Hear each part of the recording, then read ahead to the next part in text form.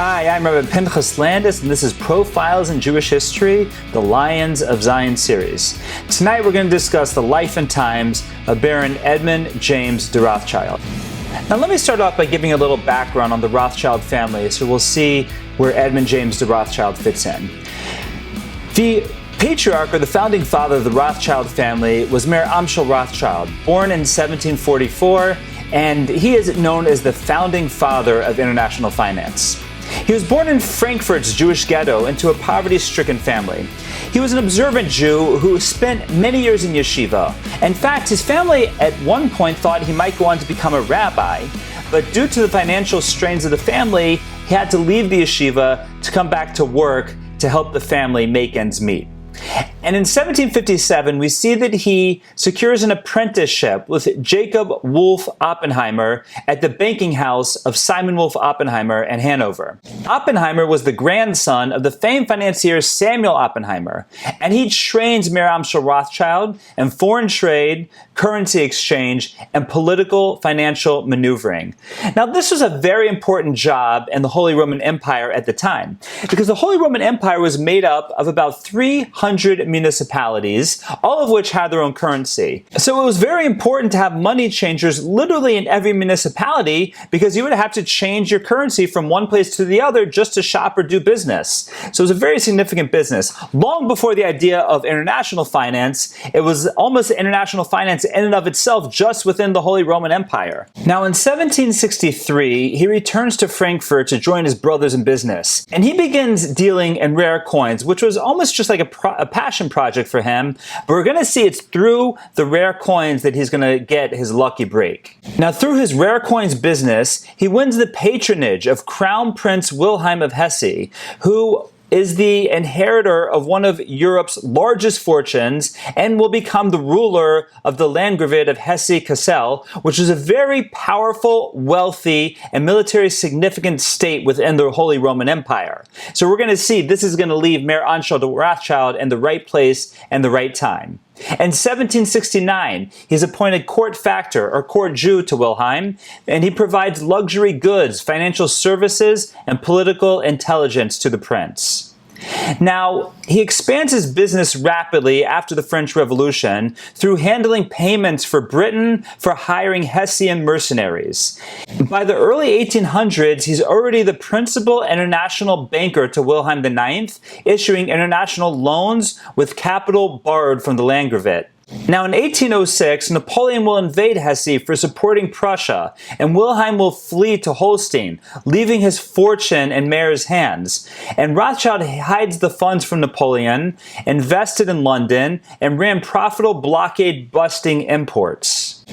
Now, how does Mayer Amschel de Rothschild do this? How does he build such an international banking empire? The way he does it is with his family. He has 5 sons, and he places each one of these 5 sons in one of the financial centers of Europe. His oldest son Amschel stays with him in Frankfurt, Germany. Salman goes to Vienna, Austria. Nathan goes to London. Karl goes to Naples, Italy. And James goes to Paris, France, putting each one of his children in one of the 5 financial centers in Europe, and that makes them the banking family of all of Europe, and will leave them in control of the financial world for the remainder of the 19th and the early 20th century. Now, there's many legends about the Rothschilds from this time. For example, in the British House, there's a legend that Rothschilds learned about Napoleon's defeat at Waterloo before anyone else via carrier pigeons. And Nathan Rothschild is able to manipulate the stock market with this information. He goes onto the floor of the stock exchange and starts selling off all his shares, causing a panic throughout the British stock exchange. Then, when the prices hit rock bottom, he buys all the shares back on the cheap, and when it's announced that the British were victorious over Napoleon, all the prices go way up. Now, the story might be apocryphal, but it's a legend that they don't tell about me and you. Now, it's interesting to point out that the Rothschilds never built a major presence in the United States, which is probably why they cease to be a player on the international stage once America becomes the center of international finance. Now, we want to focus on someone by the name of Edmond James de Rothschild. Who was Edmond James de Rothschild? Edmond was the son of James Mayer de Rothschild, the founder of the French branch of the family. His full name was Baron Avraham Edmond Benjamin James de Rothschild, right? Quite a name. And he was born into this immense wealth of the family, but he took little interest in banking. He was never really involved in the business. From a young age, he was already focused on art, science, and philanthropy. Now, as we discussed last week, this era in the late 19th century saw the plight of millions of Ashkenazi Jews living in Tsarist Russia with the May laws, with pogroms, a terrible situation, and everyone knew that the Jews had to get out of Russia. And we saw that in Ottoman-controlled Palestine, that the Jewish community had no functional economy, just small struggling communities living on charity. And this is where the Chovevei Tzion movement that we discussed last week comes onto the scene. Chovevei Tzion, or Lovers of Zion, was this pre-Zionist network aimed to support Jewish resettlement of Jews from Russia into the land of Israel. And last week we profiled Rav Shmuel Molaver, who was the head, who was the driving force of the Chovevei Tzion movement. He was the rabbi of Bialystok. Now we're going to see the interesting connection between Molaver and Baron Edmond James de Rothschild. Now, a significant person in the Chovevei Tzion movement was Yechiel Brill. He was the editor of Halevanon, which was the first Hebrew newspaper in the land of Israel, and it was later printed in Europe as well. And he had a relationship with Rav Shmuel Molaver, and he made the introduction between Rabbi Molaver and Rabbi Tzadok Khan. Now, who is Rabbi Tzadok Khan? Rabbi Tzadok Khan was the chief rabbi of France, and he was a spiritual advisor to Edmond James de Rothschild, who himself was an observant Jew.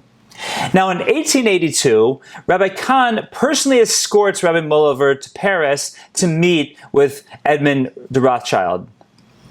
Now, it was an interesting situation because Molaver did not speak a word of French and Edmond did not speak a word of Yiddish, yet Rabbi Khan was the translator between the two. And Molaver asked if he could speak to Rothschild like a rabbi giving the sermon. He wanted to passionately sell his case of Chovevei Tzion to Edmond James de Rothschild. And in that interaction, the words of Rabbi Molaver penetrated the heart of Edmond James de Rothschild, inspiring him to become the financier, to become the patron of the Chovevei Tzion movement. And we're going to see that Edmond goes on to buy large tracts of land throughout Ottoman Palestine. And his settlements become the seed of the modern return of the Jews to the land of Israel. The main settlements he's famous for are Rishon LeZion, Zichron Yaakov, named for his father, James Rothschild, whose Hebrew name was Yaakov, Rosh Pinah, and 39 other settlements in total. And within these settlements, he founded agricultural schools to be able to train the pioneers to settle the land of Israel. Now, Edmond Rothschild learns that the climate in Israel is ideal for grape cultivation, and he pushes the concept of the wine industry forward, establishing Israel's first winery, the Carmel Winery, in 1882. And the winery was found in Rishon LeZion, and we're going to see that this is going to be the beginning of the mass wine movement, the mass wineries that exist in Israel today. And it's an interesting situation when the Carmel Winery puts out his first bottle of wine. Now, the very first bottle of wine was sent to the Netziv. Rav Natali Tzvi Yehuda of Berlin, who we discussed last week, was the Rosh Yeshiva of the Chovevei Tzion movement, was the rabbinic force that gave the erudition that the Chovevei Tzion needed. So therefore, as a gift, he was sent the very first wine bottle produced at the Carmel Winery. And according to a story told by his nephew, the Torah Tamima, Rav Baruch Epstein, that he put on his Shabbos clothes when he received the wine bottle because he saw it as so significant that here the Jews of the land of Israel had produced their very own wine in accordance with halakha, in accordance with Jewish law. So therefore, to receive the bottle of wine, he puts on his Shabbos clothes. Now today, Israel boasts over 300 wineries, and this all traces its roots back to Baron Edmond James de Rothschild. Now it's an interesting relationship because Edmond runs the operations through French overseers, which often creates tension with the Russian peasants who are now the settlers of the land, because you have these French overseers who are not necessarily Jewish, and they're overseeing these Orthodox Jewish Russian immigrants in the land of Israel. And there's frequently tension between the two, and we're going to see that Edmond himself often has a lot of frustration, and he can sometimes be very temperamental, threatening to withdraw his funding and abandoning the settlements that he patroned. Now, we're going to see it's interesting because as this movement picks up traction, there are going to be other Rothschilds that want to get in on the philanthropy started by Edmond Rothschild. And Edmond once complained to Chaim Weizmann, who we'll discuss in the future. He said that they mocked me, and now they come with a few francs to share the glory. If you need money, come to me. In other words, don't accept any money from anyone else in my family who just wants to get some of the glory. I am the patron. You come to me for money. Now, in 1889, there was a crisis where Rothschild almost pulled his support completely from the land of Israel. And that was a Shemitah year. It was a sabbatical year. Now, Jewish law prohibits the cultivating of the land of Israel during a sabbatical year. And therefore, this was a situation because Rothschild was afraid that if the land would lay fallow for a year, it would ruin all the efforts that they had made so far. And therefore, he was pushing for some sort of solution. He was pushing Rav Shmuel Mohilever on coming up with a halachic way to make it that the new agricultural settlements did not have to lay fallow for a year. So Rav Mohilever goes to consult the rabbis of Europe, specifically Rav Yitzchak Elchanan Spector, who we mentioned last week was the posek, the halachic advisor of the Chovevei Tzion movement. And he proposed a concept called the heter mechira. Similar to how we don't want to own chametz on Pesach, so therefore we sell all our chametz products to a non-Jew, he came up with essentially the same idea, saying that if a Jew would sell the land of Israel during the sabbatical year, then that land would not be owned by a Jew, and therefore it could be worked during the sabbatical year. It was a sale that made it permissible, seemingly, to work the land. Now, many rabbis oppose this, most notably the Netziv himself, the great Rosh Hashiva of the Chovevei Tzion movement. He said this was a problem because he said that a Jew who owns land in the land of Israel cannot sell it to a non-Jew. That's a Torah prohibition. So we're trying to avoid one prohibition by another prohibition. And he said that that cannot be done. Now, the debate was very fierce because you know who was not consulted on this? The rabbis in the land of Israel. And the rabbis in the land of Israel, lock, stock, and barrel, have always opposed the heter mechira, this concept of selling the land of Shemitah, selling the land of Israel to a non-Jew to avoid the Shemitah laws. Now, today in Israel, that struggle is still there because you'll find that there are certain lenient kosher supervision organizations like the Rabbanut who will rely on this heter mechira during the sabbatical year, but the more stringent Mahadran Hashgachas do not rely upon it, and during the Shemitah year, during the sabbatical year, they will import all the produce from outside the land of Israel because all the produce produced inside the land of Israel will be done through this leniency that they don't want to rely upon. Now, beyond that, in the land of Israel today, we have the Keren Shvis. We have the organizations that raise money to support the farmers so that they will not have the financial pressure during the sabbatical year and that they can let their land lay fallow. Nevertheless, this leniency given by Rav Yitzchak Elchanan Spector was enough to save the situation so that at that time, the settlements of Rothschild kept functioning, and he saw this halachic solution as one that kept his philanthropy intact. Now, it's interesting to point out that Rothschild was never into the idea of political Zionism. He lives through the rise of political Zionism. He lives through the rise of Herzl and the first several Zionist congresses, but he never wanted a part of it. He saw himself as a builder, not as a nationalist. He saw himself as a philanthropist, not as one who was trying to build a state. Initially, he refuses to even meet with Herzl. In order to even get a meeting, Herzl offers to resign his leadership for the Zionist movement if Rothschild will take over. So finally, on July 18th, 1896, there was a meeting, again, arranged by Rabbi Kahn, who we mentioned before, and it ends in failure.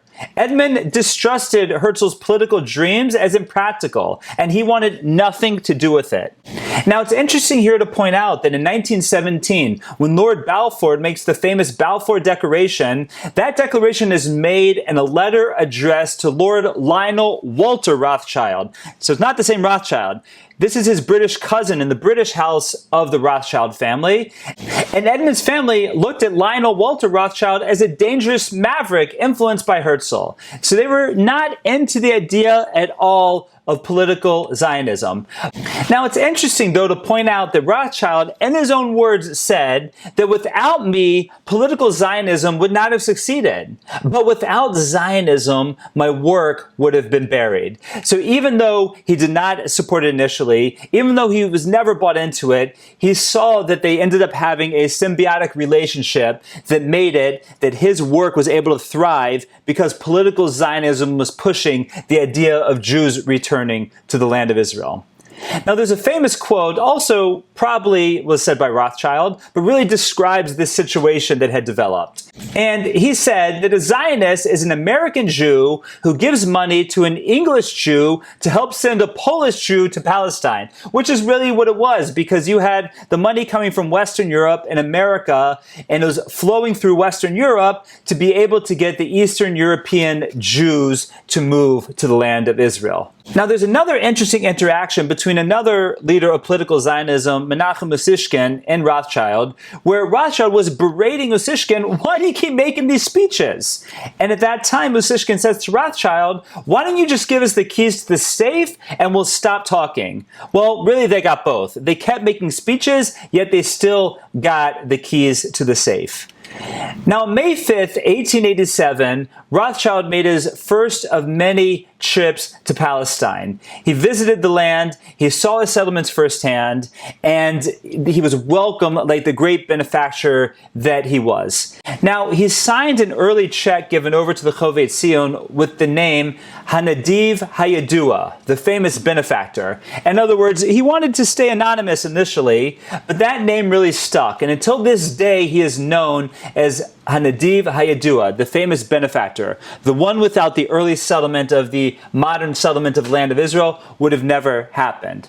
Now, there's another popular saying that you'll even hear until this day within the land of Israel, and it's Al Cheshbon de Baron. In other words, when someone wants to talk about who's going to pay for something, they say, let the Baron pay for it. Because that was really what happened in the late 1800s and the early 1900s, that the entirety of the Zionist experience, the settlements, the agricultural schools, the wineries, everything that eventually led to the state, that was all sponsored by Baron Edmond James the Rothschild. So if it wasn't for a Rothschild, who knows if we would even ever have a state of Israel today. So it's interesting to point out, in last week's lecture we discussed the rabbis who came long before Herzl. And this week's lecture we're discussing Rothschild, who financed the whole movement but did not buy in at all to the concepts of political Zionism. Next week we will introduce Theodor Herzl, and with him the concepts of political Zionism. And I look forward to doing it with you.